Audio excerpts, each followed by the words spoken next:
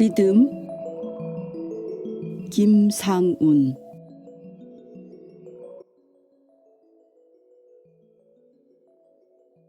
프롤로그. 현실은 내가 리듬을 맞춰주는 대로 끌려온다. 한 판매원이 자꾸 허름한 연탄 가게에 들렀다. 말없이 연탄 몇 장을 날라주더니 주인에게 말을 건넸다. 혹시 집에 백과사전 필요하지 않으세요?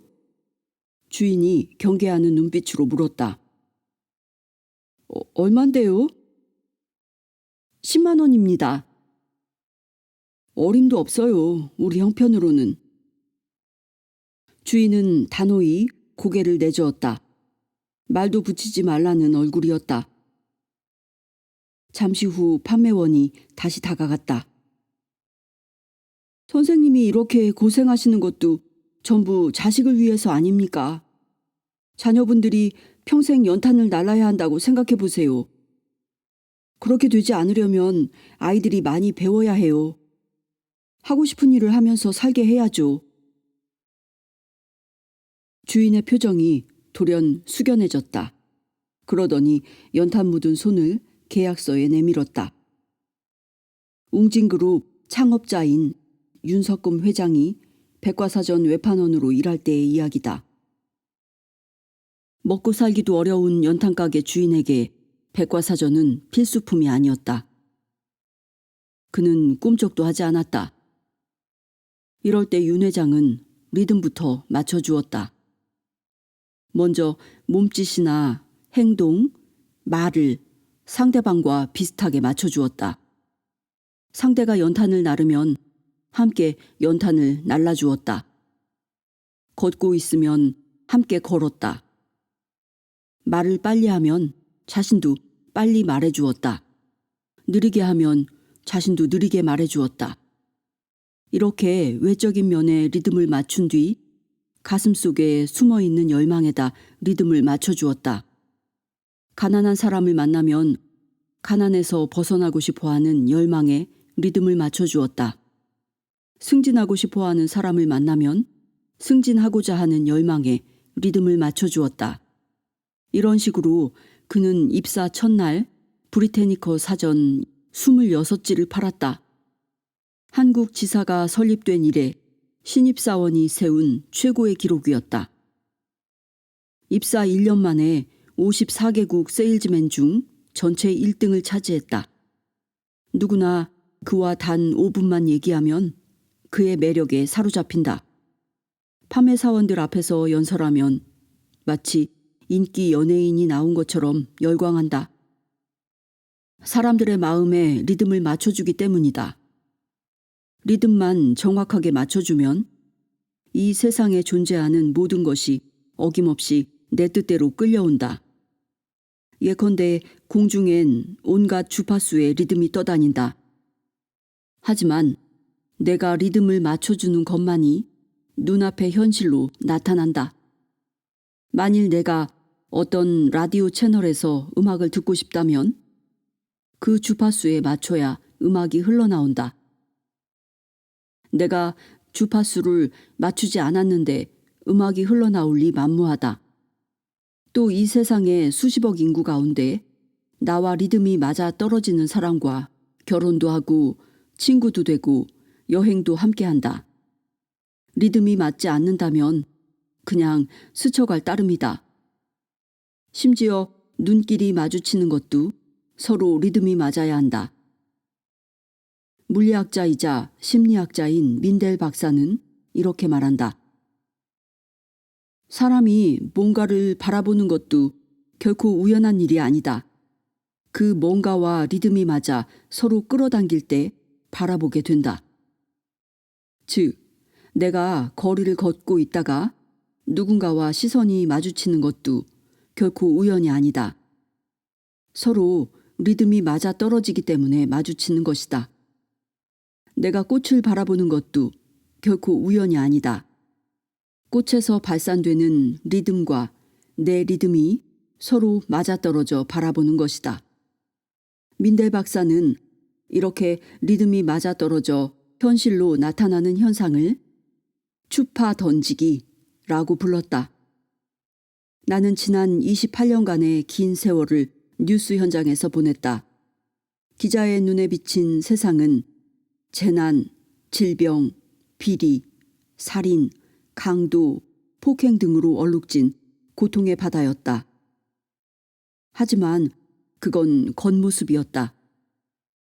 속모습은 분노, 절망, 좌절, 증오, 슬픔 등 더 큰 아픔이었다. 특히 우리나라의 청소년 우울증은 세계 1위다. 자살률도 세계 1위다. 한 생명보험재단의 조사에 따르면 국민 10명 중 3명이 죽고 싶다는 생각을 해본 것으로 나타났다. 마음속의 아픔을 털어내지 못하기 때문이다. 나 자신도 마음의 병을 앓았다. 간절한 꿈을 이루고 싶어도 현실은 나와는 너무나 멀리 동떨어진 채 굴러가는 것처럼 보일 때도 많다. 힘겨운 현실에 어쩔 수 없이 끌려다닐 수밖에 없다는 무력감이 우리를 더욱 아프게 한다.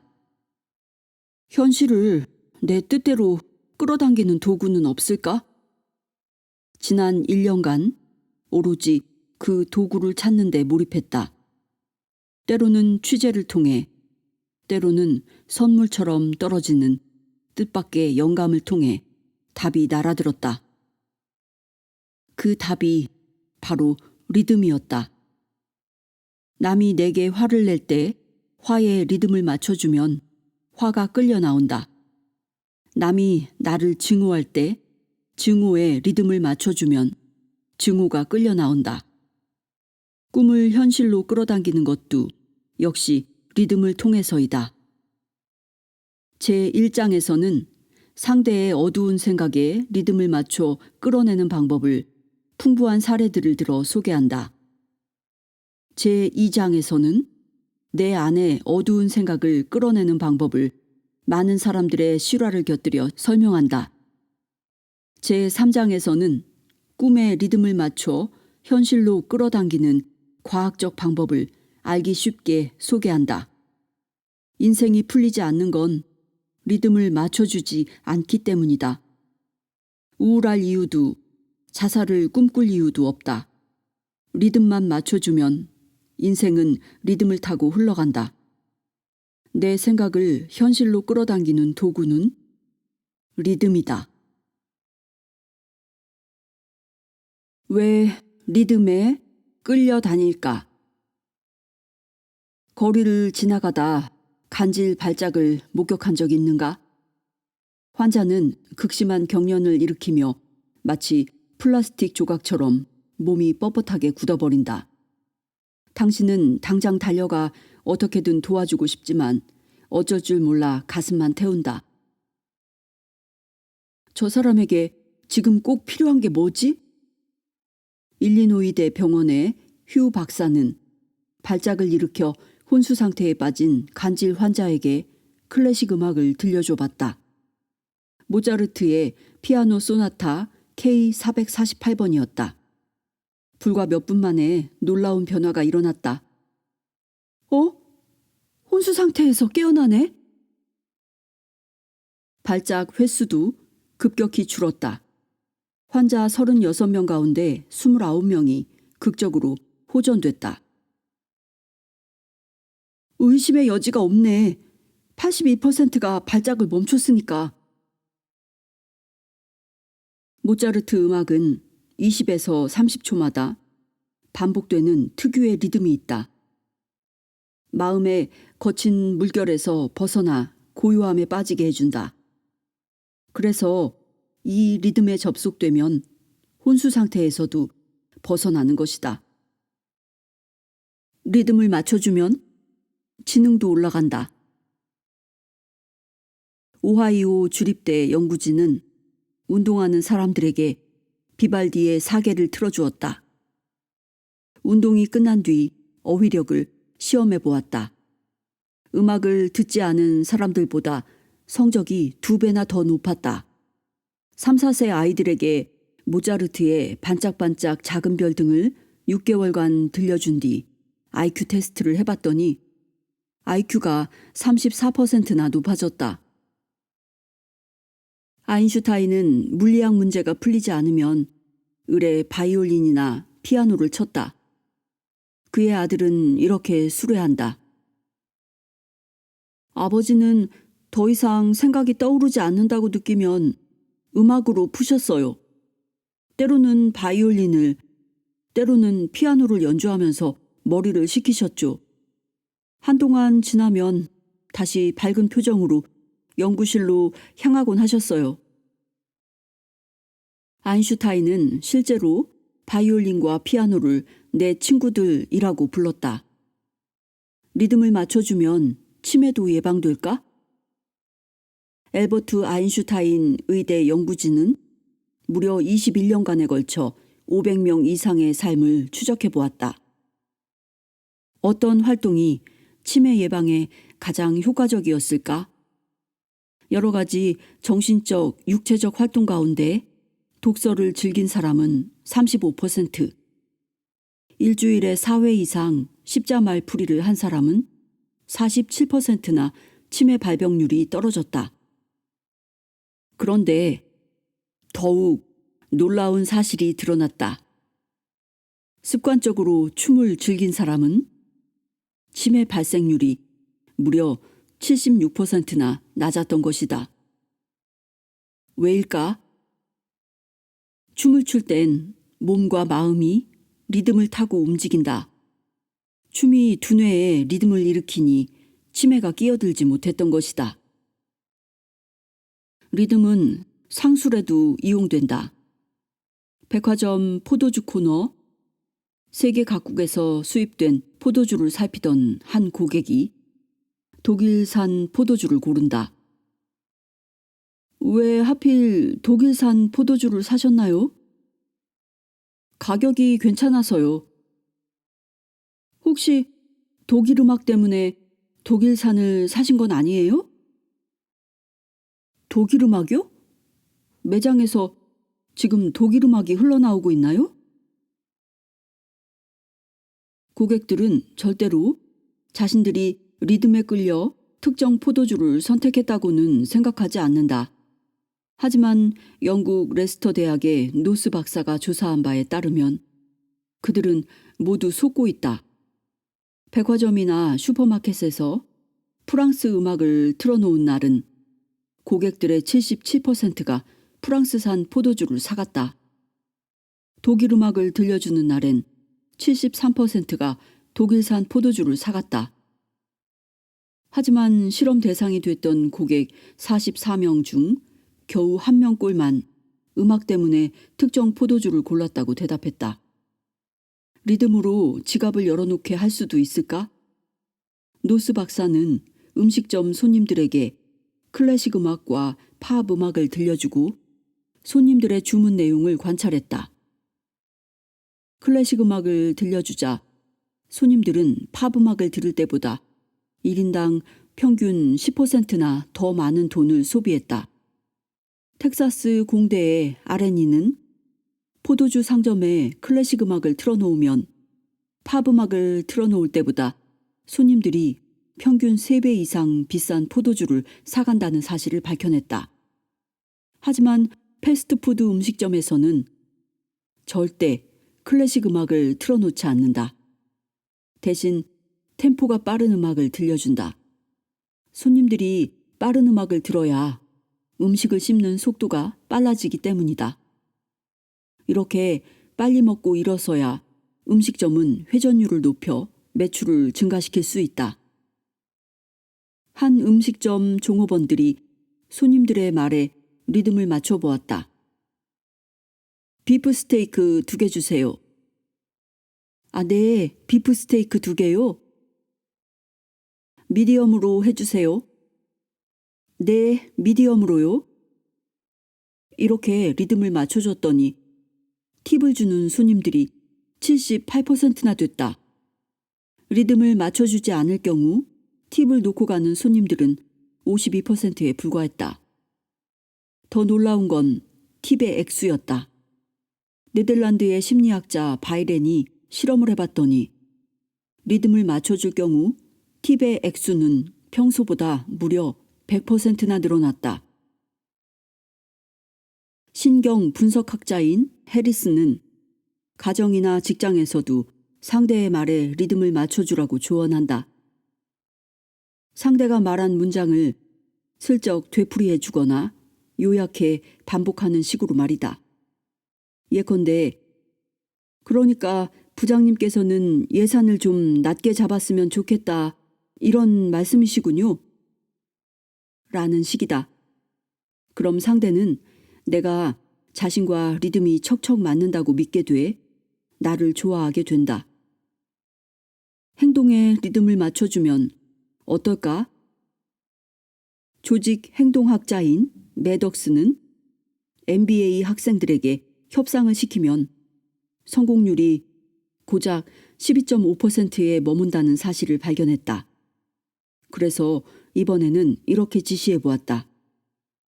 협상 중 상대가 의자 등받이에 등을 기대면 여러분도 슬며시 기대 보세요.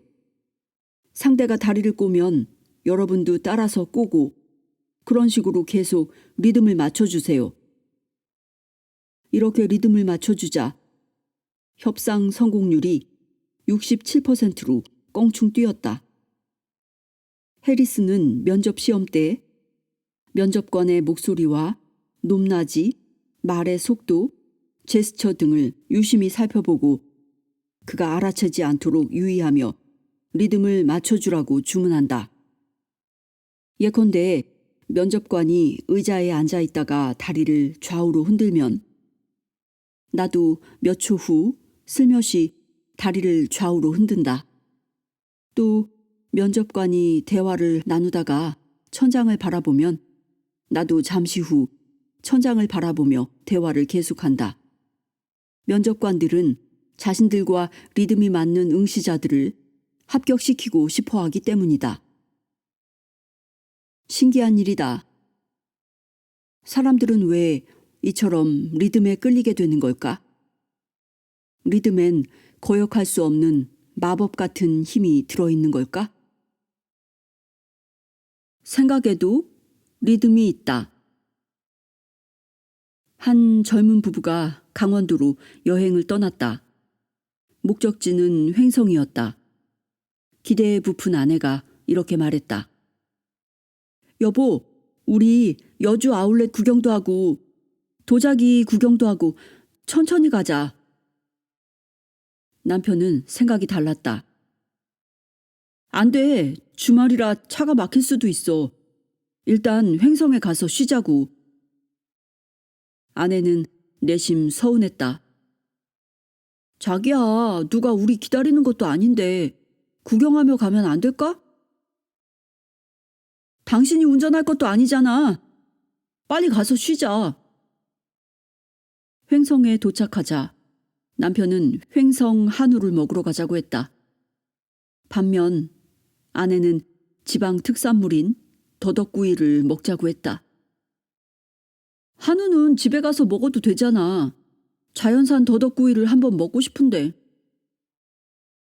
그래도 횡성하면 한우니까 한우를 먹자고. 대화의 리듬이 맞지 않으니 여행의 흥이 깨지기 시작했다. 고기를 먹고 우천면을 지나자 찐빵 간판이 질비한 곳이 나왔다. 우리 찐빵 먹으면서 가면 안 돼?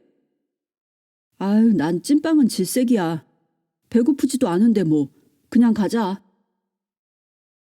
그럼 더우니까 계곡에서 놀다 갈까? 둘이서 뭐하고 놀아. 빨리 가서 숙소부터 잡는 게 낫지. 남편은 쉬지 않고 차를 몰아 산속 펜션에 숙소를 잡았다. 아우, 피곤해. 나 잠깐만 잘게. 남편은 눕자마자 곧 코를 골았다. 아내는 산속 펜션이 무섭게 느껴졌다. 골아떨어진 남편을 깨울 수도 없어 무료한 하룻밤을 보내야 했다. 아침에 눈을 뜬 남편은 밥부터 찾았다. 아우, 배고파. 우리 밥 먹으러 나가자. 이 시간에 문 연 식당은 없어. 일단 라면이나 끓여 먹고 좀 이따가 아침 겸 점심 먹으면 어때? 우리 공기도 좋은데 산책하러 갈까? 난 TV 보고 있을 테니까 혼자 갔다 와. 아내는 어쩔 수 없이 남편과 음식점을 찾아 나섰다. 가는 길에 허브 농장이 눈에 띄었다. 우리 허브 농장 들러볼까? 아우, 난 허브 향은 아주 싫어. 나 차 안에서 TV 보고 있을 테니까 혼자 다녀와. 이튿날 아침이 되자 남편은 차가 막히기 전에 출발하자며 서둘렀다. 일단 강원도를 벗어나는 게 좋으니까 아침은 휴게소에서 먹자. 아내는 마침내 참고 참았던 눈물을 흘렸다. 여행이 뭐 이래. 이럴 거면 뭐하러 왔어? 왜? 내가 뭘 잘못했는데? 그래, 잘못한 거 없어. 남편이 잘못한 건 없었다. 단지 서로 생각의 리듬이 맞지 않은 것뿐이다. 기차를 타고 가는데 옆자리에 앉은 사람이 말을 걸어온다. 오늘 비가 참 많이 오네요. 나름대로 운치가 있지 않아요? 난 비 오는 날은 딱 질색인데. 어디까지 가세요? 전 대전까지 가는데. 난 부산까지 갑니다. 아, 부산이 고향인가요? 저도 부산에 자주 가는 편이에요. 아니요, 난생 처음 가보는 거예요. 아휴, 너무 멀어서 가기도 싫어요. 리듬이 맞지 않는다. 분위기도 서먹해진다. 거꾸로 리듬이 척척 맞는 대화도 있다. 오늘은 날씨가 꽤 덥네요. 아유, 그러게요. 정말 푹푹 찌네요. 이렇게 더울 땐 에어컨 빵빵하게 틀어놓고 그냥 사무실에 콕 박혀있는 게 최곤데. 아유, 그래요? 저하고 똑같네요. 고향은 어디세요? 대전이요. 아, 그래요? 저와 친한 친구도 대전인데 거기 참 살기 좋다고 하던데요. 리듬이 척척 맞으니 서로 가깝게 느껴진다. 생각에도 리듬이 있다는 사실은 뇌파 측정기에 그려지는 뇌파의 리듬을 보면 금방 드러난다. 분노할 때의 뇌파, 평화로울 때의 뇌파, 증오할 때의 뇌파가 각기 다른 리듬을 그려낸다. 리듬이 생기는 건 아인슈타인의 말대로 생각도 에너지 덩어리이기 때문이다. 에너지 덩어리는 진동하기 마련이고 진동하면 리듬이 생긴다. 리듬엔 정교한 법칙이 있다. 건물이 왜 이래? 막 흔들려. 정말? 2011년 서울에 있는 39층짜리 테크노마트 건물이 뒤흔들리기 시작했다. 진열장에 놓여있던 작은 거울이 획 떨어지더니 쨍그랑 깨졌다. 여기저기서 사람들이 소리를 질렀다. 아, 토할 것 같아. 빨리 대피해! 빨리! 아이들의 손을 잡고 허둥거리는 어른들. 지진인가? 테러인가? 벌써 승강기 앞은 사람들로 북새통이었다. 지상으로부터 소방차 소리가 요란하게 울려 퍼졌다. 안내방송도 공포감을 더욱 고조시켰다. 건물 내에 계신 여러분, 어서 대피하십시오. 계단도 역시 사람들로 미어졌다. 한 엄마는 하이힐을 벗어든 채 맨발로 아이와 함께 뛰어내려가고 있었다. 혁규야, 내 손 꼭 잡아! 정신없이 뛰어내려갔다. 얼마나 지났을까? 아휴, 살았다. 건물 밖도 한꺼번에 쏟아져 나오는 수천 명의 인파와 소방차들의 사이렌 소리로 아수라장이었다. 당국은 건물 전체에 3일간 퇴거 명령을 내리고 정밀 진단에 들어갔다.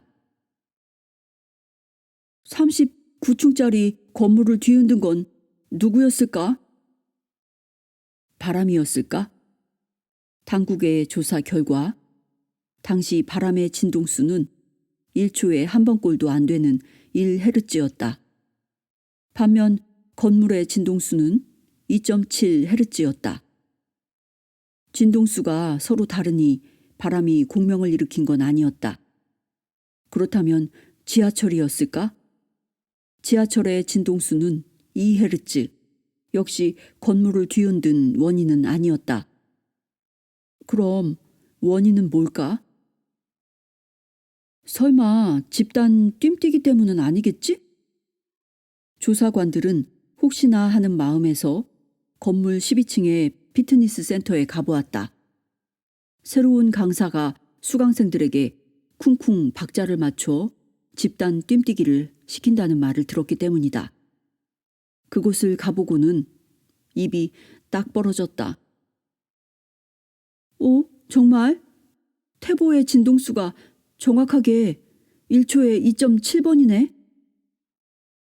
태보의 진동수와 건물의 진동수가 완전 일치하는 것 아닌가? 사고 2주 후 대한건축학회의 전문가들은 수강생 23명에게 사고 당시처럼 집단으로 태보를 해보도록 했다. 예상대로 건물 상층부가 흔들리기 시작했다. 그만해요, 그만! 태보의 발구름 진동이 건물과 공명을 일으켜 건물을 평소보다 무려 10배나 더 크게 흔들리게 했다. 리듬만 맞춰주면 태산도 무너뜨릴 수 있다는 사실이 생생히 드러난 것이다. 물론 이런 일은 전혀 새삼스러운 게 아니다. 1831년 영국의 기병부대 병사들이 맨체스터 근교의 현수교인 브로톤 다리를 행진하고 있었다. 그들은 평소 훈련받은 대로 군가에 발을 맞춰 걸었다. 그러자 조금씩 진동하는 듯 하던 다리가 점점 요동치더니 마침내 폭삭 무너지고 말았다. 영국 정부의 조사 결과 다리에서 발생하는 자연적인 미세한 움직임이 공교롭게도 병사들의 발걸음 리듬과 맞아떨어지는 순간 급속도로 증폭되기 시작했던 것으로 나타났다. 그때부터 영국군은 이렇게 규정하고 있다. 다리 위에서는 절대로 발 맞춰 걷지 말 것. 1850년 프랑스 앙제의 다리에서는 더 큰 참사가 빚어졌다. 478명의 병사들이 발을 맞춰 걷자 다리가 서서히 좌우로 흔들리기 시작했다. 리듬이 점점 커지더니 급기야 현수교를 떠받들던 케이블선이 뚝 끊어졌다. 이 사고로 병사 220명이 강 아래로 떨어져 숨졌다. 유리잔도 진동수를 맞춰주면 덜덜 떨리다가 쨍 하고 깨진다. 한 가수는 TV 프로에 나와 목소리의 진동을 이용해 실제로 유리잔을 깨뜨리는 장면을 직접 보여주었다. 음식을 데우는 데 사용되는 전자레인지도 병원에서 볼 수 있는 자기 공명 영상 촬영 장치도 진동수를 맞춰주는 원리를 이용한 것들이다. 이처럼 이 세상에 존재하는 모든 건 진동한다. 철근 콘크리트로 지은 수십 층짜리 건물도, 육중한 다리도, 태산도, 내 몸도, 내 생각도 늘 진동한다. 왜냐하면 지구 자체가 진동하기 때문이다.